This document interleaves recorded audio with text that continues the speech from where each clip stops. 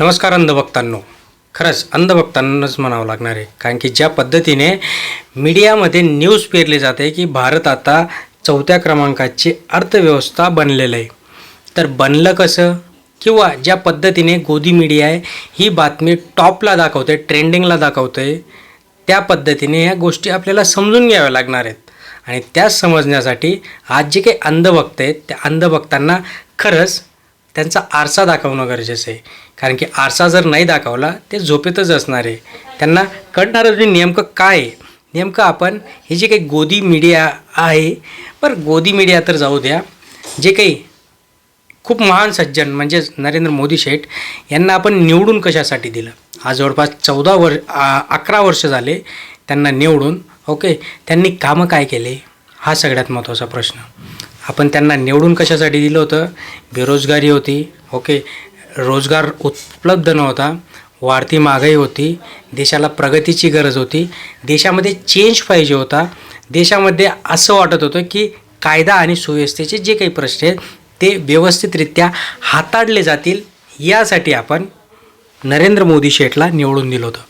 पण त्याच्या उलट होतं काय आहे की आता ह्या गोष्टी प्रकर्षाने समजून घ्यावं लागणार आहे. जसं की आपण मोदीला निवडून कशासाठी दिलं, तर हिंदू मुस्लिम जे काही दंगे आहेत ते भडकवण्यासाठी. ओके, दुसरं म्हणजे इतर जे काही पक्ष आहेत ते पक्ष फोडण्यासाठी.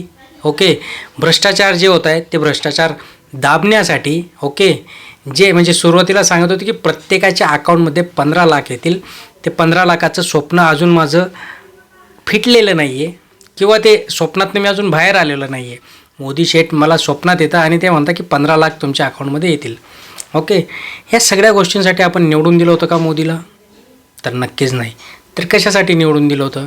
का हा जो काही अर्थव्यवस्था आहे, आज जो काही शो चालू आहे, ओके, जो काही रोड शो, कुठेही काहीही झालं तरी रोड शो.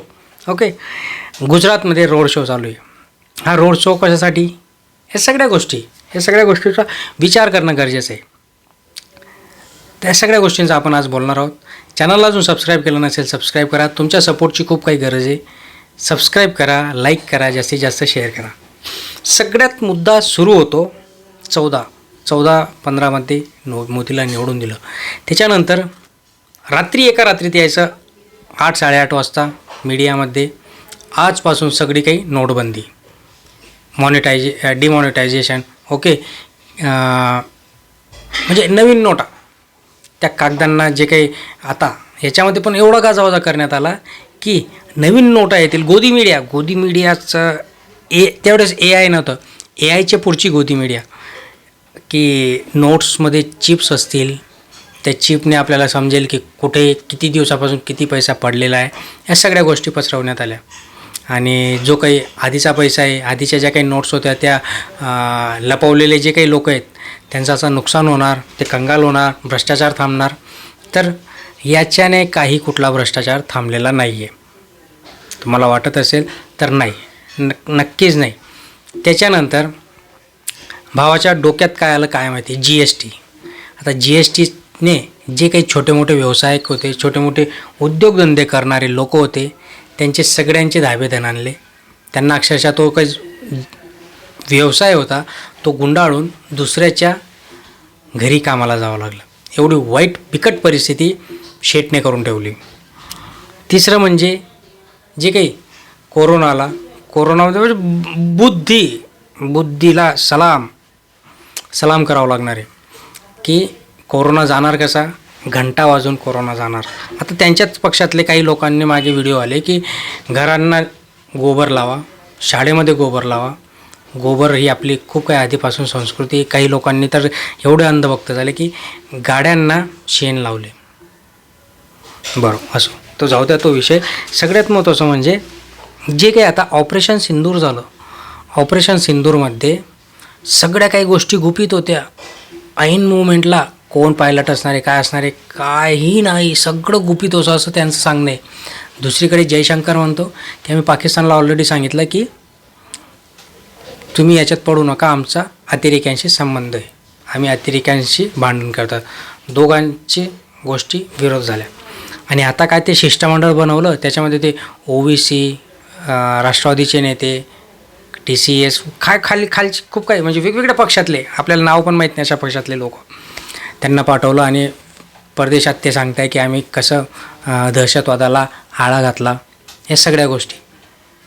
मग जर मीडियाच तुमचा होता, मीडियाने तर ऑलरेडी सगळंच दाखवलं आहे की कुठे काय, कोणाचे ड्रोन कसे पाडले, कोणाच्या ह्या गोष्टी झाल्या. तर मोदी शेठ म्हणजे फक्त शोबाजी. कुठे गेलं तिकडे शो. काही उद्घाटन केलं, बरं जे काही उद्घाटन केले, राम मंदिरचं उद्घाटन केलं. राम मंदिरमध्ये काय झालं? सगळी पूजा अर्चा झाली, स्थापना झाली आणि अपूर्णच काम होतं. ते सांगत होते आज काम अजून अपूर्ण आहे, अजून तुम्ही सुरू नका करू. अपूर्णच काम असताना काय ते इलेक्शन होतं, काय होतं, त्यासाठी पूजन करून टाकलं. पहिल्याच पावसात गळती सुरू झाली. मुंबई मेट्रोची हालत, फडणवीस देखील याच्यात आहे. फडणवीसांनी देखील या समजण्याच्या गोष्टी आहेत की पावलावर पाऊल ठेवून काही पंतप्रधान होणार नाही. तो काळ होता ज्यामध्ये लोक अंधभक्त झाले होते, पण आता जो काही येणारा काळ आहे त्या काळामध्ये लोकांना समजणार आहे.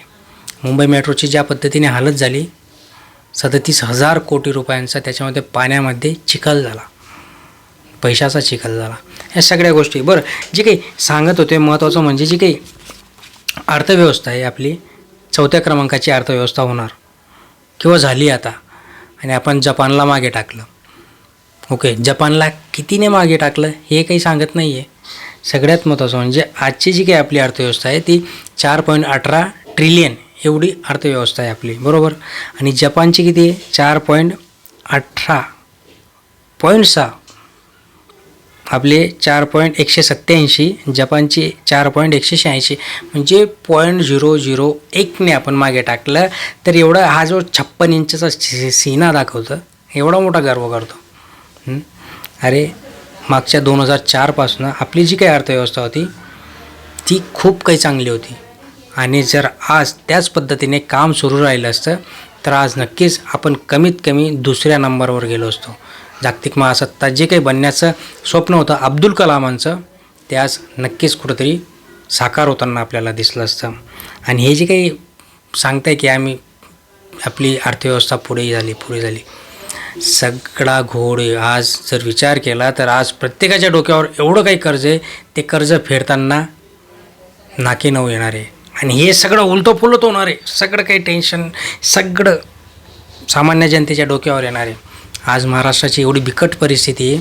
आज लाडक्या बहिणीला पैसे देण्यासाठी कधी ह्या खात्याचा पैसा वळवा, कधी त्या खात्याचा पैसा, असे किती दिवस वेगवेगळ्या खात्यांचे पैसे तुम्ही लाडक्या बहिणीला देणार आहेत?